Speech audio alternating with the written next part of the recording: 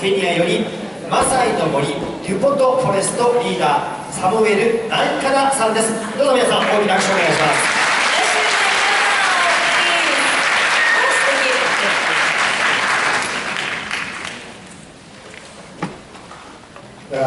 Thank you very much. I'm so honored to be here today, not only representing our community, the Maasai community, but also representing my country, Kenya. It's a pleasure, and my name is Samuel Naikada. I'm going to just share with you some of the activities that we are doing as a community to preserve an indigenous forest that we have always been living next to it, and we depend entirely on this forest. I'm not very much used to this PowerPoint presentation because I come from the village, but I'm going to try to share with you, and but I can also communicate and talk with you the message. So we are a community group, and we are located in Kenya, in a place called Narok County, and this is where you get the Masai Mara National Reserve. It's a very famous game reserve, which is well known by the wildlife migration that comes from Serengeti to the Mara. So we live next to this reserve, and our forest is just located about 15 kilometers from this forest, from this game reserve.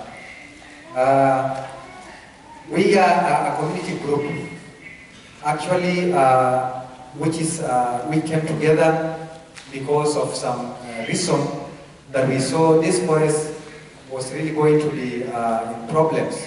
It's going to be under threats because of some issues that came up. You see, as Maasais, we entirely depend on livestock. We keep goats, sheep, and cattle, and all these animals depend entirely on nature. They depend on grass, leaves, water from the forest, and so we cannot do without the forest.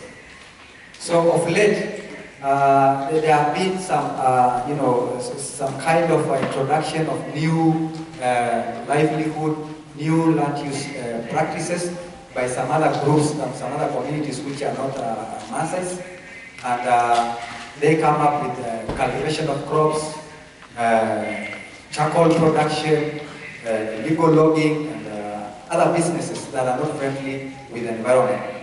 So this was really a very big threat to our forest, and we actually came together as a group, and we decided that it's very nice that we actually do something to save this forest.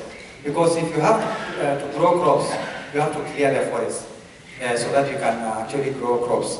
And people are just, eager to get a lot of money, eager to, to have new lifestyles and all that. So it was going to be a very big threat. And that's why we together came together with the elders, and this community or this organization is entirely managed and governed by traditional rules by the elders, and we came together and we said that it's very nice that we do something to save this forest.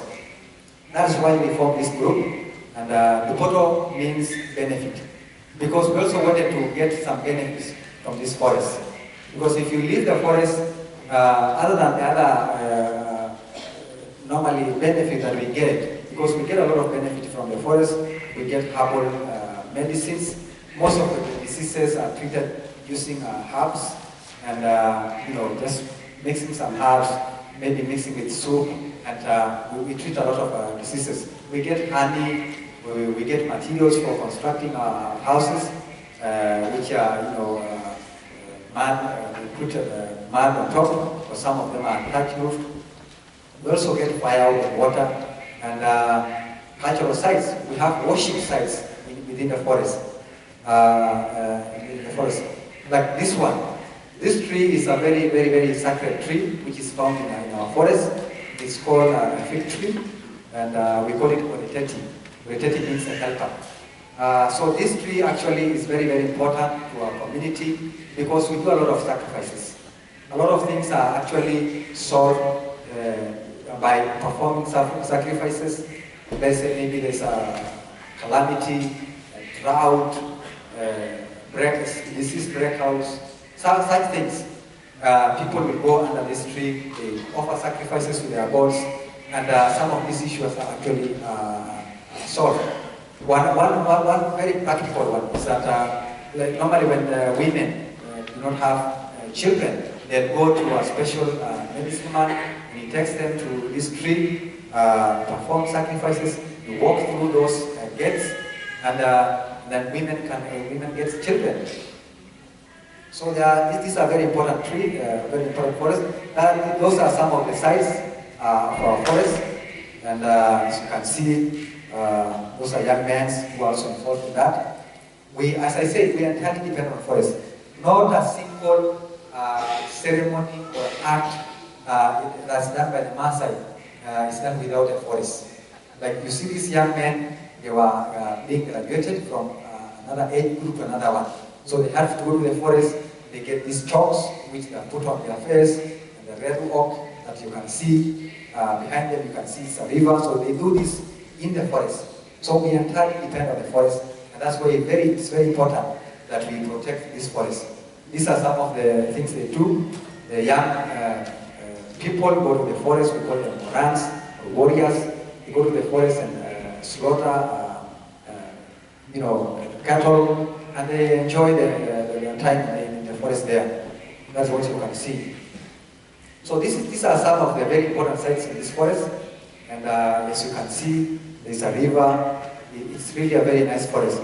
So our group actually came together, and we were trying to find out what can we do that brings some income to the community.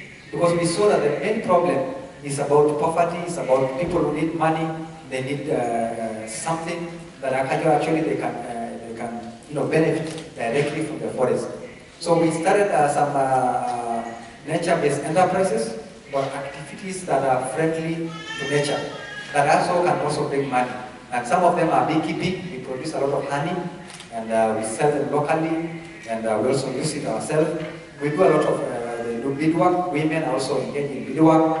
They prepare some bangles like this one, necklaces, and then they sell them so that they can also get some money. Tree nursery, nature walks, and bird watching also are some of the activities.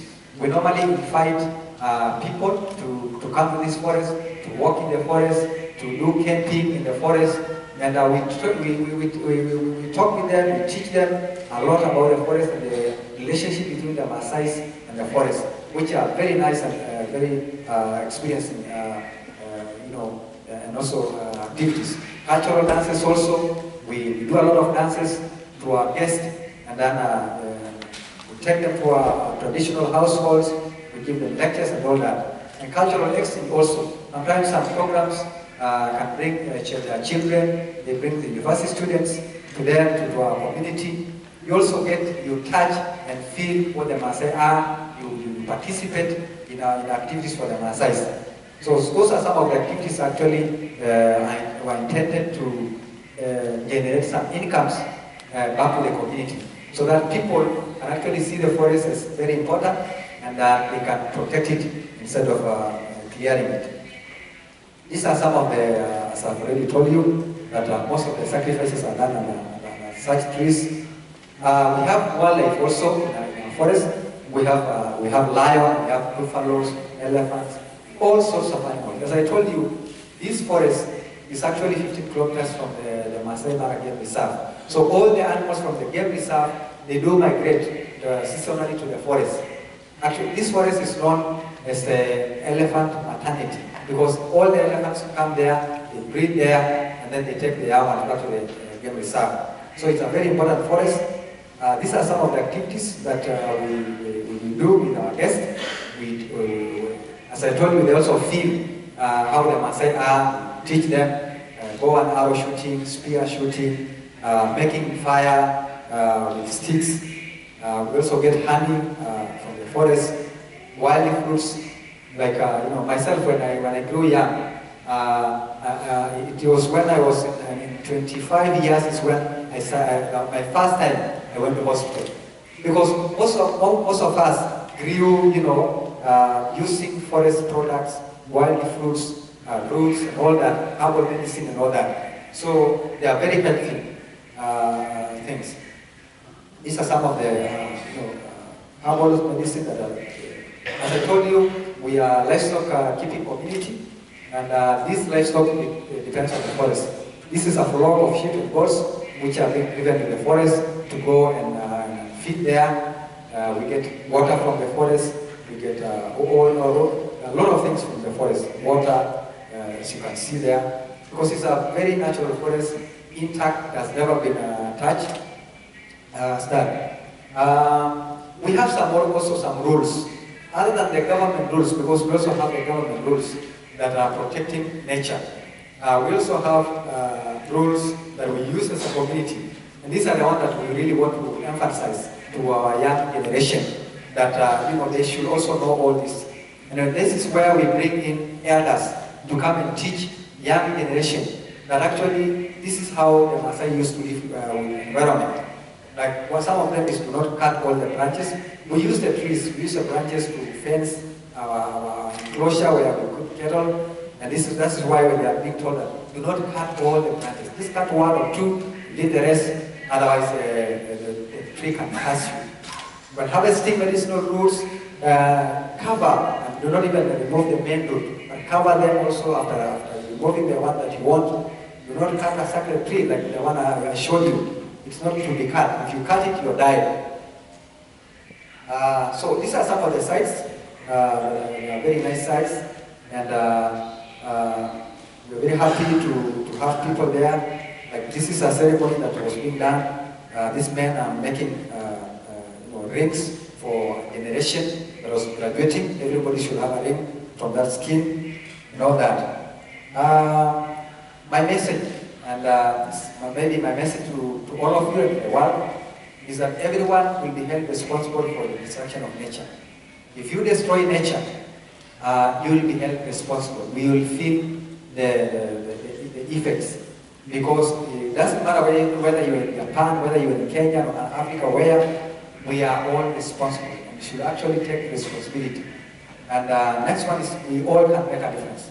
If you can also contribute, participate and get involved in anything about forest conservation, you can make a difference all over the world, because nature has no boundaries.